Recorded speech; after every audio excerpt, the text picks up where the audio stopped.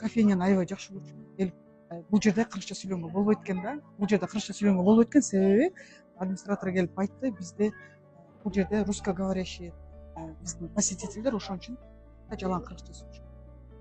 Билесиңер, биз ушундай нерсеге жетип турбуз.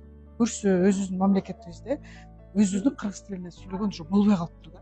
Замир эженин ушул видеосун көргөн соң кыргыз тилим үчүн төбөм менен тик сайылган коп катары жаман каным кайнап ошол кофейнягачы. Байкуш кыргыз тилим өз жеринде, өз элинде мынча запкы чегип, тебелендиде калып, томсоруп, жетим баладай талаада турганын элестетип алып, ушунчалык жүрөгүм сыздап турат да. Өзүбүздүн тилибизди тепкилетип коюп, оозубузду ачып тура беребизби? Жанагы ошондой сөздү айткан Сөрөйдүн оюна караганда, ал кофейняда эгер кыргызча сүйлөсөң, сенин деңгээлиң паст болуп, ал жерде бир гана акылы бийик контингент башка тилде гана сүйлөп отурат имиш да. Мындай ойду укканда барып эле оозго бастыргың келет да чиркин. Байкасам, ушул видеодон кийин жооп айтып күнөөсүн мойнуна алып калган жок да. Алардын эч кандай унчукпаганын мен колуңардан келген нерсени кылып алгылачы дегендей эле кабыл алдым да. Мындай сөздү мыйзамга такап да жоопко тартса болот. Менин талап кыларым ошол кофейнянын ээси болобу же ошол сөздү айткан Сөрөй болобу? Тезинен чыгып, кыпкыргызча кечирим сурап, керек болсо ошол имараттын ичиндеги меню дизайнына байланышкан сөздөрдүн баарын кыпкыргызча кылып, татынакай которуп жазып коюшун талап кылар элем. Катуу